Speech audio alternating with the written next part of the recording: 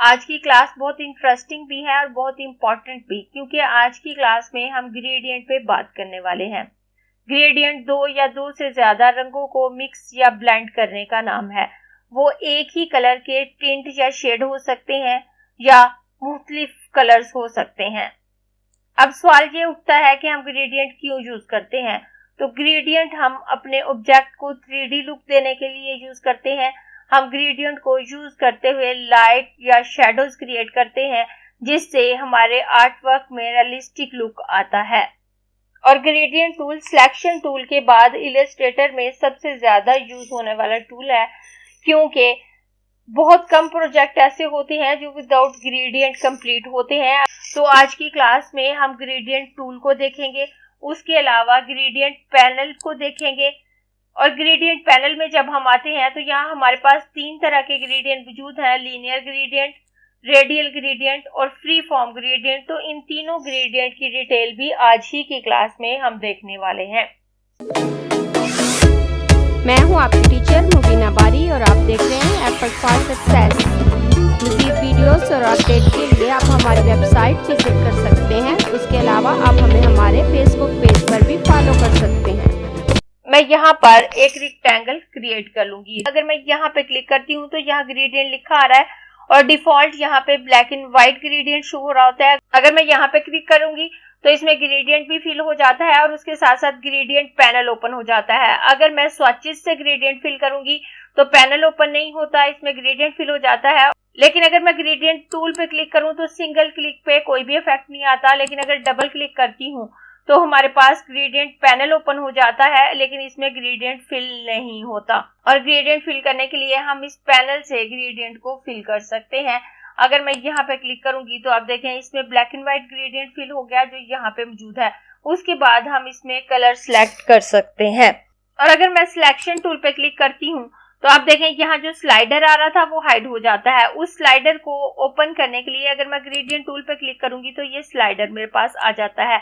इस स्लाइडर को ग्रेडियंट एनोटेटर कहते हैं। लेकिन इस स्लाइडर पे कैसे वर्क करना है और इसके बकाया ऑप्शन पे वर्क करने से पहले मैं यहाँ कुछ पैनल्स को ओपन कर लेती हूँ जो कि मेरे वर्किंग के लिए जरूरी है। तो यहाँ मैं कलर पैनल को भी ओपन करना चाह रही हूँ, कलर स्वॉचेस को भी ओपन करना चाह रही हूँ और इस पैनल को भी यहाँ से ग्रेडियंट पैनल पे क्लिक करके बाहर को ड्रैग करूं तो आप देखें जस्ट ग्रेडियंट पैनल मेरा बाहर आ गया। उस पर क्लिक करके इनको ऑफ कर देती हूँ। उसके बाद मैं इस पे क्लिक करूंगी। उसके बाद मैं यहाँ कलर के पैनल को ड्रैग करके यहाँ पे रखूं तो ये बाहर आ गया और मैं बकाया कलर गाइड के पैनल को यहाँ से हाइड कर दूंगी। उसके बाद मैं यहाँ पे आऊं तो यहाँ मैं स्वॉचेस के पैनल को क्लिक करके बाहर निकालूंगी। तो अब मैं स्वॉचेस के पैनल को यहाँ पे रखूंगी। उसके बाद कलर गाइड के पैनल को यहाँ पे लेके आऊंगी और जब ये ब्लू हो जाएगी लाइन और मैं छोड़ दूंगी तो ये पैनल इसी के साथ अटैच हो जाएगा और उसके बाद मैं ग्रेडियंट पैनल को भी इन्हीं के साथ अटैच कर दूंगी। तो अब हम आते हैं इनग्रेडिएंट की तरफ। तो यहाँ पे हम 2 तरह से ग्रेडियंट ऐड कर सकते हैं। अगर मैं इसको सिलेक्ट करूं और सिलेक्ट करने के बाद स्वॉचेस में से कोई कलर ऐड करना चाहती हूँ, मैं जो भी कलर ऐड करना चाहूँ उसे पकड़कर यहाँ पर ड्रैग कर दूंगी तो वो कलर यहाँ पे ऐड हो गया। स्लाइडर मेरा सिलेक्ट है तो अगर मैं यहाँ से पकड़कर इसको ड्रैग करूं तो आप देखें कलर चेंज हो गया। उसके अलावा अगर मैं इस पर डबल क्लिक करती हूँ तो मेरे पास इस तरह से पैनल आता है। यहाँ भी मेरे पास कलर पैनल भी मौजूद है और स्वॉचेस पैनल भी मौजूद है और आई ड्रॉपर भी मौजूद है। मैं आई ड्रॉपर की मदद से भी कलर पिक कर सकती हूँ। अब आप देखें आई ड्रॉपर मेरे पास आ गया। अगर मैं यहाँ पे क्लिक करके कलर पिक करूं तो ये कलर यहाँ पे आ जाता है। मैं इस पे दोबारा क्लिक करूंगी और मैं इस स्वॉचेस में से भी कलर ऐड कर सकती हूँ। ये सेम स्वॉचेस हैं जो यहाँ पे मौजूद हैं और अगर मैं यहाँ पे कलर ऑप्शन पे क्लिक करूं तो ये सेम ऑप्शन है जो यहाँ पे मेरे पास मौजूद है। मैं इसको क्लोज कर देती हूँ। उसके अलावा अगर हम किसी कलर को पकड़कर ड्रैग करें और ड्रैग करके यहाँ खाली जगह पर लाकर छोड़ दें जहाँ कोई भी स्लाइडर नहीं है तो वहां वो एक नया स्लाइडर ऐड कर देगा और उसके साथ साथ वो कलर भी यहाँ पे फिल हो जाता है। और मैं इस स्लाइडर को मूव करके भी इसके कलर के स्प्रेड को चेंज कर सकती हूँ। उसके अलावा अगर मैं यहाँ पे क्लिक करती हूँ तो हमारे स्वॉचेस में जो ग्रेडियंट मौजूद होंगे वो यहाँ पे शो हो रहे होंगे।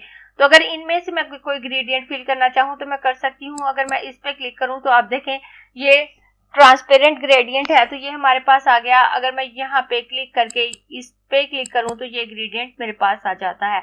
और उसके बाद यहाँ नीचे हमारे पास दो ऑप्शन शो हो रहे हैं। सबसे ऊपर फिल कलर का ऑप्शन है और उस नीचे स्ट्रोक कलर। अगर हम फिल कलर में ग्रेडियंट अप्लाई कर रहे होंगे तो हमारा फिल ऊपर होगा और स्ट्रोक नीचे, और स्ट्रोक पे लाइन शो हो रही होगी, जिसका मतलब है कि स्ट्रोक हाइड है, उस पे कलर मौजूद नहीं। अगर मैं इस पे क्लिक करके स्ट्रोक को ऊपर लेके आती हूँ तो अब आप देखें यहाँ ब्लैक स्ट्रोक हमारे पास आ गई। अगर हम स्ट्रोक में ग्रेडियंट फिल करना चाहें तो भी कर सकते हैं।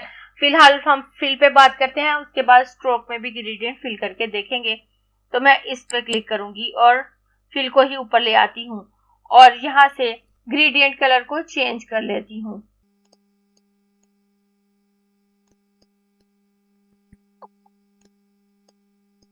अब देखें यहाँ पे मैंने ग्रेडियंट कलर को चेंज कर लिया। ग्रेडियंट कलर चेंज करने के बाद अगर हमारे पास कोई स्लाइडर ज्यादा है तो हम उसको कैसे रिमूव करेंगे? या तो हम उसको सिलेक्ट करके ये डिलीट ऑप्शन पे क्लिक करेंगे तो वो स्लाइडर डिलीट हो जाएगा, या यहाँ पर इस स्लाइडर को पकड़कर बाहर को ड्रैग कर दें तो भी वो स्लाइडर खत्म हो जाता है। अब यहाँ मेरे पास 3 स्लाइडर मौजूद है और अगर मैं इनकी डायरेक्शन चेंज करना चाहूँ तो ये मेरे पास रिवर्स ग्रेडियंट का ऑप्शन है। अगर मैं इस पे क्लिक करूंगी तो जो कलर मेरा स्टार्ट में होगा वो एंड पे चला जाएगा और जो एंड पे होगा वो स्टार्ट में आ जाएगा। लेफ्ट साइड पे जो कलर हमारे पास होता है वो ऑब्जेक्ट के स्टार्ट में आता है और राइट साइड पे जो कलर हमारे पास होता है वो ऑब्जेक्ट के एंड पे अप्लाई हो रहा होता है। अब आप देखें यहाँ ये येलो राइट साइड पे है और ग्रीन लेफ्ट साइड पे, और अगर मैं इसको फ्लिप करूं तो अब लेफ्ट साइड पे येलो आ गया। इस तरह से यहाँ से आप इसको फ्लिप कर सकते हैं, रिवर्स कर सकते हैं। उसके बाद जब आप इस स्लाइडर को सिलेक्ट करते हैं तो यहाँ दो ऑप्शन हमारे पास शो हो जाते हैं, ओपेसिटी और लोकेशन।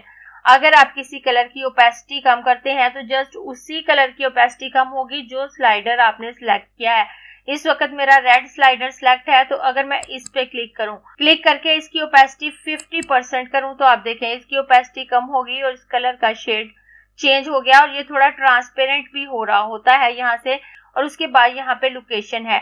अगर मैं इस पे क्लिक करूं तो यहाँ डिफरेंट प्रीसेट दिए हुए हैं। ये स्लाइडर की लोकेशन है कि ये कहाँ पे मौजूद है। इस वक्त ये 55 पॉइंट पे मौजूद है और अगर मैं इसे बिल्कुल बिट में करना चाहूँ तो मैं 50 पे क्लिक करूँ तो ये खुद बहुत मूव कर जाता है। अब आप देखें अगर मैं यहाँ पे करती हूँ तो ये यहाँ पे खुद बहुत इसकी कैलकुलेशन चेंज हो गई है। अब ये 23 पॉइंट पे मौजूद है और अगर मैं इसको 50% पे करती हूँ तो ये बिल्कुल दरमियान में हो जाता है। अगर आप यहाँ से भी इसको वैल्यू देकर इसकी जगह चेंज कर सकते हैं और उसके अलावा इस स्लाइडर को आप मूव करके भी इसकी जगह चेंज कर सकते हैं। मैं यहाँ से इसकी ट्रांसपेरेंसी 100% कर देती हूँ तो आप देखें ये वापस ओपेक हो गया। ये जो नीचे ग्रेडियंट स्लाइडर हमारे पास मौजूद होते हैं इन्हें कलर स्टॉप भी कहते हैं।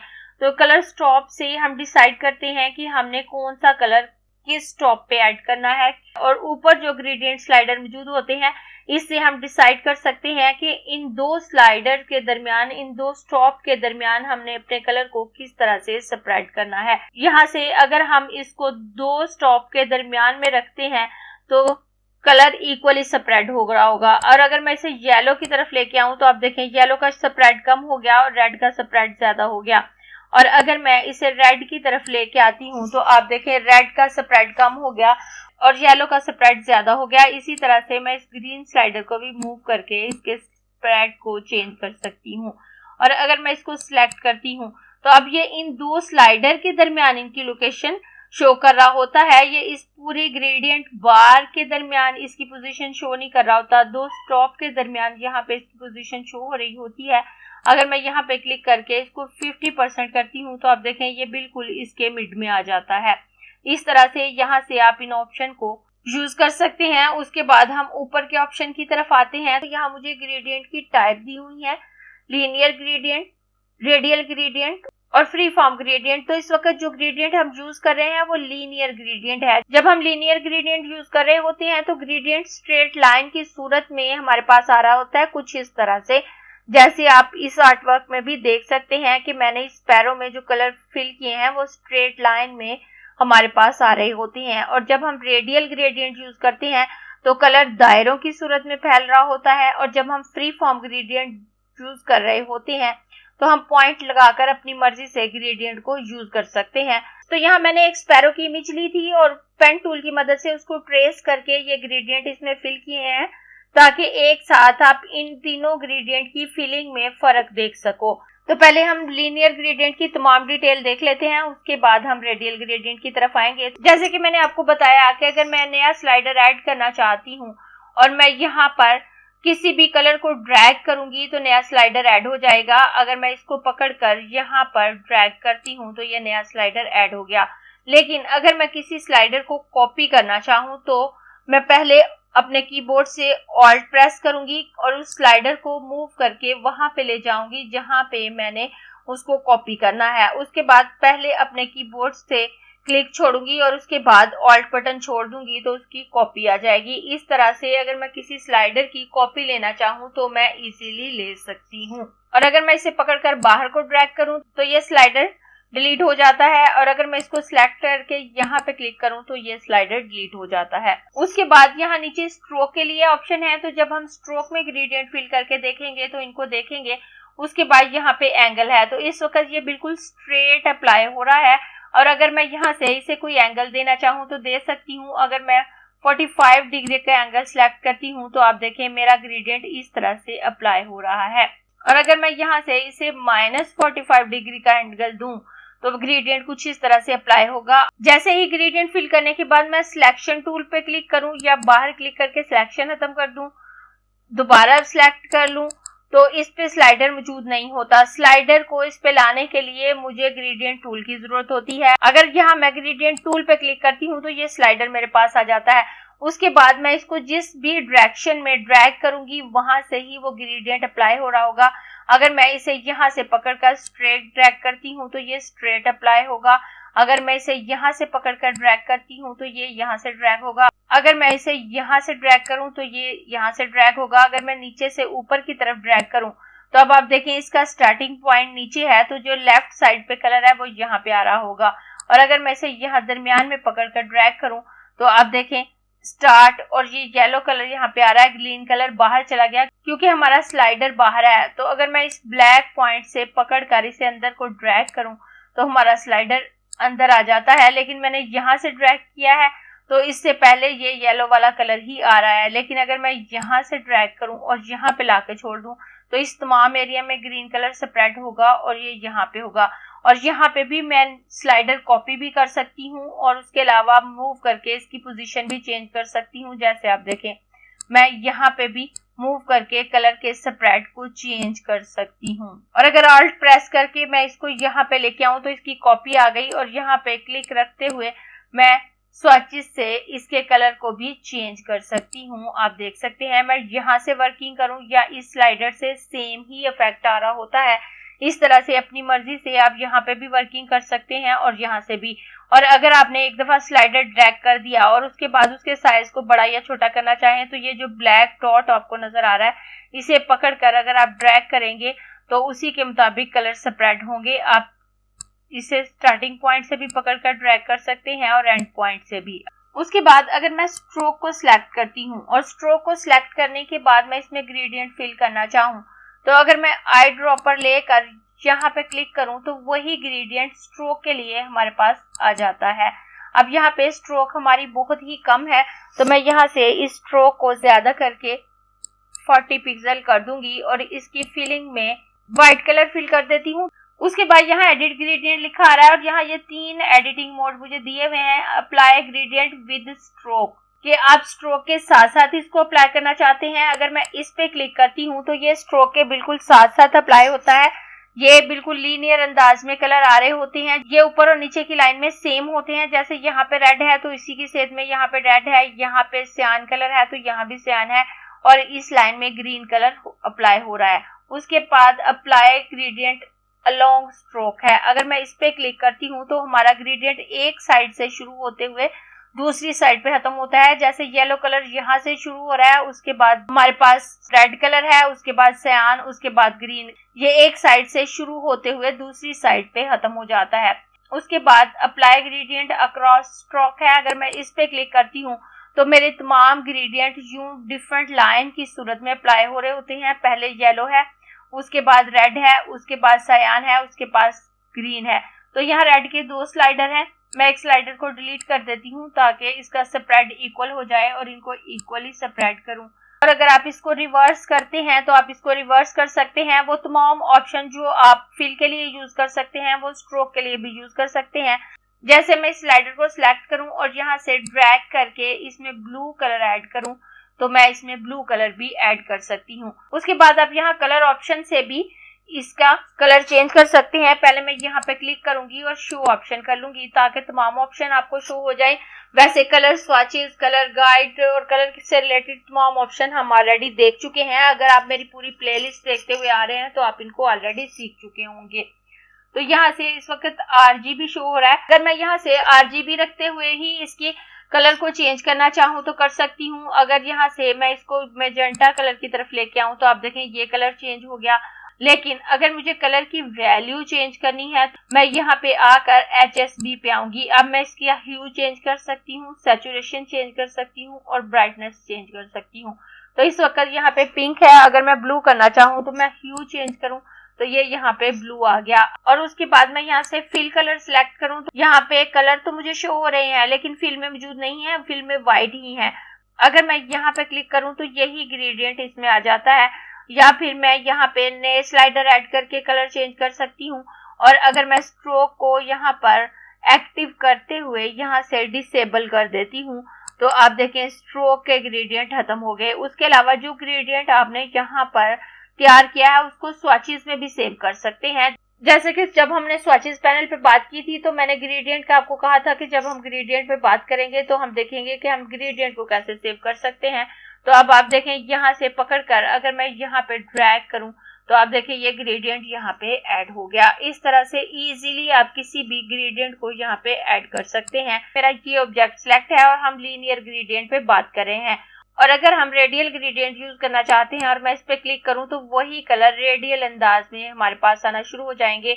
जो कलर लेफ्ट साइड पे होगा वो सर्कल के अंदर आ रहा होगा और जो राइट साइड पे होगा वो बाहर आ रहा होगा। उसके बाद आप यहाँ से एंगल भी चेंज कर सकते हैं और एस्पेक्ट रेशो भी। लेकिन अगर आप यहाँ से जस्ट एंगल चेंज करते हैं तो आपको इफेक्ट नजर नहीं आता। लेकिन एंगल चेंज करने के साथ साथ आप एस्पेक्ट रेशो चेंज करते हैं तो आपको इफेक्ट ज्यादा अच्छे से नजर आता है। जैसे आप देखें अगर मैं यहाँ पे क्लिक करके एस्पेक्ट रेशो को 70% करती हूँ तो ये कुछ इस तरह से इफेक्ट हमारे पास आएगा।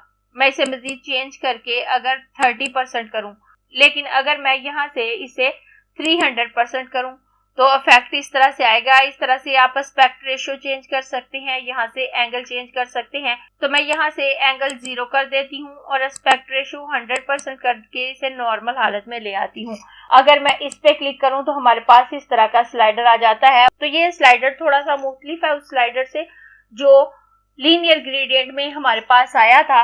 तो यहाँ इसके साथ एक सर्कल भी आ रहा होता है। तो रेडियल ग्रेडियंट यूज करते हुए मुझे प्लस का निशान नजर आ रहा है। यहाँ पे अपने माउस का कर्सर लेके आऊं और यहाँ से मैं इस सर्कल का साइज बड़ा या छोटा कर सकती हूँ और उसी के मुताबिक हमारा ग्रेडियंट स्प्रेड होगा। अगर मैं बड़ा करूंगी तो कलर कुछ इस तरह से स्प्रेड होंगे, अगर मैं इसके साइज को छोटा करूंगी तो कलर कुछ इस तरह से स्प्रेड होंगे। और उसके बाद यहाँ ये जो ब्लैक डॉट मुझे नजर आ रहा है, अगर मैं इस पे अपने माउस का कर्सर लेके आऊं तो मैं इस सर्कल को ओवल शेप दे सकती हूँ। और उसके बाद मैं अगर यहाँ पे अपने माउस का कर्सर लेके आऊं तो मेरे माउस का कर्सर रोटेशन शो करने लगेगा। अगर मेरे माउस का कर्सर इस तरह से रोटेशन शो कर रहा हो और मैं इसको रोटेट करूं तो मैं रोटेट भी कर सकती हूँ। बिल्कुल राउंड शेप को रोटेट करने पे कुछ ज्यादा इफेक्ट नहीं आता, लेकिन अगर आप ओवल शेप में करने के बाद रोटेट करें तो काफी अच्छे इफेक्ट क्रिएट कर सकते हैं। मैं कंट्रोल Z कर देती हूँ। उसके बाद आप यहाँ से इस ब्लैक डॉट को पकड़कर भी इस सर्कल का साइज छोटा या बड़ा कर सकते हैं। इस स्लाइडर की इस लाइन से अगर आप पकड़ें तो आप इसको मूव करके इसकी जगह चेंज कर सकते हैं। और आप इन कलर स्टैप को मूव करके कलर की पोजीशन चेंज कर सकते हैं। उसके अलावा ये कलर ग्रेडियंट के स्लाइडर को मूव करके आप कलर के स्प्रेड को चेंज कर सकते हैं। इसको डिलीट कर देती हूँ। डिलीट करने के बाद अब यहाँ से मैं एक सर्कल लूंगी। सर्कल लेने के बाद मैं यहाँ पर एक सर्कल ड्रॉ कर लेती हूँ। तो आप देखें वापस उसमें वही ग्रेडियंट फिल हो जाता है जो यहाँ पे ऑलरेडी शो हो रहा होता है। तो ये काफी डार्क और बेतरतीब से कलर है क्योंकि यहाँ मैं आपको टॉपिक समझा रही होती हूँ, लेकिन जब हम रियल में ग्रेडियंट अप्लाई करने का सोचते हैं तो हम सबसे पहले एक कलर डिसाइड करते हैं कि हमने कौन सा मेन कलर यूज करना है, और उसके बाद हम डिसाइड करते हैं कि हमने उसके साथ उसका कंट्रास्ट कलर लेना है या उसी कलर के टिंट या शेड लेने हैं। तो मैं पहले यहाँ पे क्लिक करूंगी और यहाँ से इसमें ये वाला ब्लू कलर ऐड कर लेती हूँ। उसके बाद मैं इस स्लाइडर को सिलेक्ट करके इसमें भी यही ब्लू कलर ऐड कर लूंगी और उसके बाद मैं इन दो स्लाइडर को डिलीट कर देती हूँ।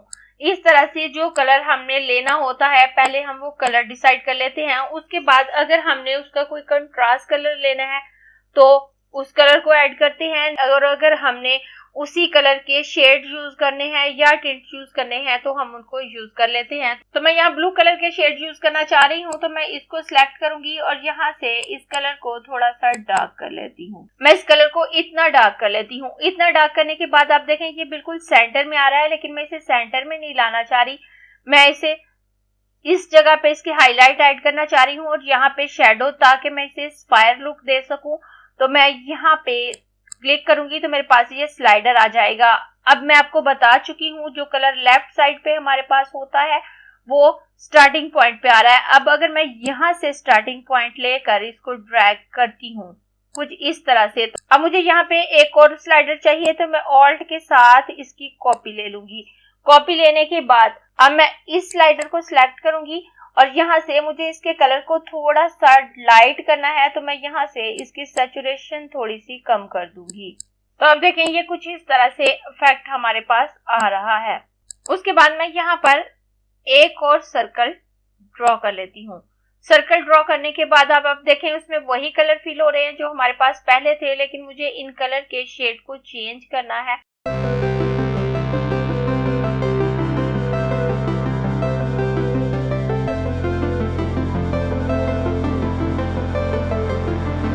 अब देखें कुछ इस तरह से ग्रेडियंट मैंने फिल कर लिया है। उसके बाद मैं इसको सिलेक्ट करूंगी, कंट्रोल सी से इसकी कॉपी लूंगी और कंट्रोल एफ करके इसी के ऊपर पेस्ट कर दूंगी। उसके बाद शिफ्ट और ऑल्ट प्रेस करते हुए मैं इसके साइज को थोड़ा सा छोटा कर लेती हूँ। साइज छोटा करने के बाद अब मैंने इसको फ्लिप करना है तो मैं यहाँ से विंडो मेन्यू में आऊंगी और यहाँ से ट्रांसफॉर्म पैनल को ओपन कर लूंगी। यहाँ पे आऊंगी और इसको फ्लिप हॉरिजॉन्टल पे क्लिक करूंगी, उसके बाद फ्लिप वर्टिकल पे क्लिक करूंगी। तो अब इसको मैं सिलेक्ट करके आउटलाइन के कलर को येलो कर देती हूँ, आउटलाइन की विड्थ को 2 पॉइंट कर देती हूँ। तो आप देखिए कुछ इस तरह से इफेक्ट मेरे पास आ रहा है। उसके बाद मैं इसकी एक कॉपी ले लूंगी, मैं ऑल्ट प्रेस करके इसकी एक कॉपी ले लेती हूँ और उसके बाद अगर इसको मैं यहाँ पे रखूं, ऑल्ट और शिफ्ट प्रेस करके मैं इसके साइज को थोड़ा सा छोटा कर लेती हूँ। तब आप देखें एक खूबसूरत बटन शेप हमारे पास आ गई है। यहाँ मैंने कुछ शेप पहले से ड्रॉ करके रखी है, इनको मैंने कैसे ड्रॉ किया है वो भी आपको बता देती हूँ। मैंने टाइम सेव करने के लिए इनको पहले से ड्रॉ किया था। तो यहाँ पे मैंने एक ओवल शेप ली थी और रेजर टूल की मदद से उसको काट लिया था। ये जस्ट सिंपल ओवल शेप है। और यहाँ मैंने एक रेक्टेंगल लिया था और स्केल टूल की मदद से इन दोनों कॉर्नर को मैंने स्केल कर लिया है। स्केल टूल को भी हम सीख चुके हैं। तो मैं इसको सिलेक्ट करूंगी, आई ड्रॉपर की मदद से मैं इसमें यही ग्रेडियंट फिल कर लेती हूँ। और ये ग्रेडियंट फिल करने के बाद मैं यहाँ से इस स्लाइडर पे क्लिक करके यहाँ से इस स्लाइडर को मूव करूंगी और इस ग्रेडियंट को कुछ इस तरह से फिल करूंगी।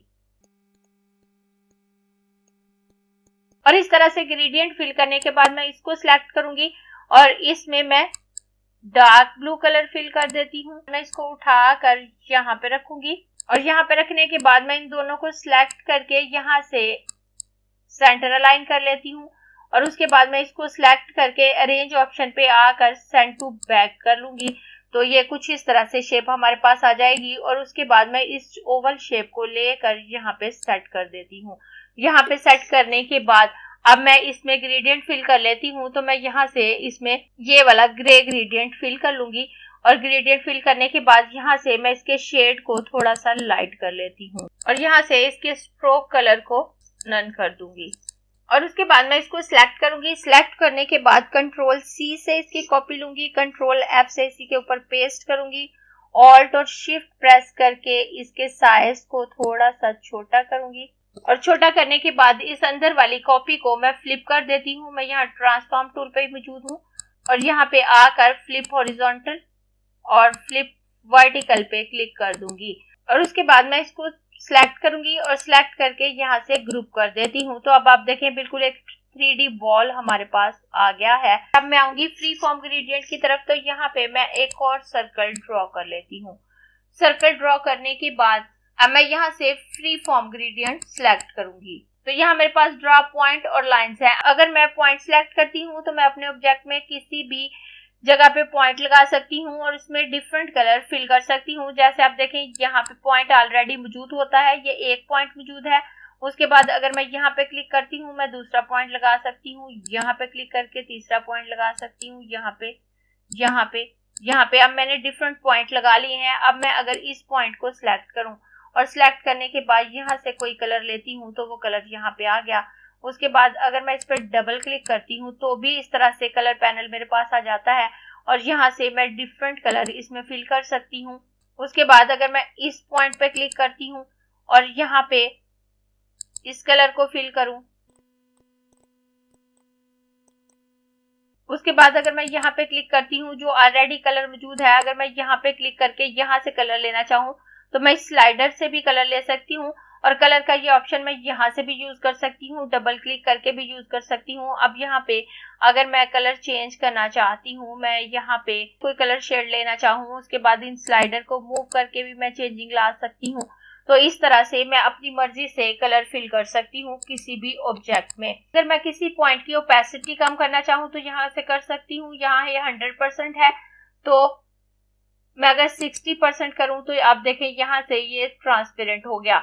उसके बाद यहाँ पे स्प्रेड है, तो अगर मैं किसी भी पॉइंट को सिलेक्ट करके उसके स्प्रेड को कम ज्यादा करना चाहूँ तो कर सकती हूँ। उसके बाद अगर मैं यहाँ से सिलेक्शन टूल लेकर इसको सिलेक्ट करती हूँ तो तमाम पॉइंट हाइड हो जाते हैं।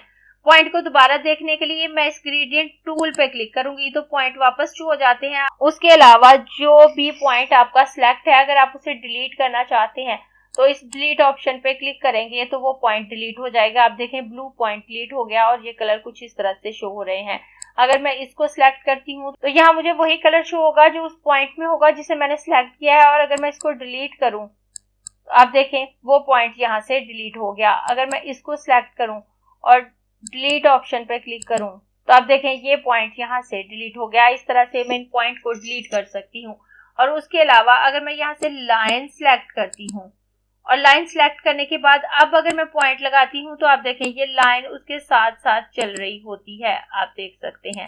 इस तरह से अगर मैंने कोई लाइन सिलेक्ट की है तो मैं उस पर डबल क्लिक कर दूं तो वो लाइंस की सिलेक्शन खत्म हो जाती है। आप देखें लाइन की सिलेक्शन खत्म होगी। अब ये पॉइंट मेरा सिलेक्ट है। अगर मैं इसमें ये वाला ब्लू कलर फिल करना चाहती हूँ, उसके बाद मैं इस पॉइंट को सिलेक्ट करके इसमें मजीद डार्क शेड ऐड करना चाहूँ तो आप देखें मैं इस तरह से इसमें कलर फिल कर सकती हूँ। उसके बाद मैं दोबारा जब पॉइंट पे आऊंगी तो वो कंटिन्यू करेगा और मैं इसमें नए पॉइंट लगा सकती हूँ और मैं किसी भी तरफ ले जाकर यहाँ पे पॉइंट लगा सकती हूँ। इस तरह से मैं लाइन की मदद से जितने भी चाहूँ पॉइंट लगा सकती हूँ। अब अगर मैं इसे सिलेक्ट करके इसके कलर को चेंज करना चाहूँ तो कर सकती हूँ। मैं यहाँ पे अगर ये पर्पल कलर ऐड करूँ तो यहाँ पे ये पर्पल कलर ऐड हो जाएगा।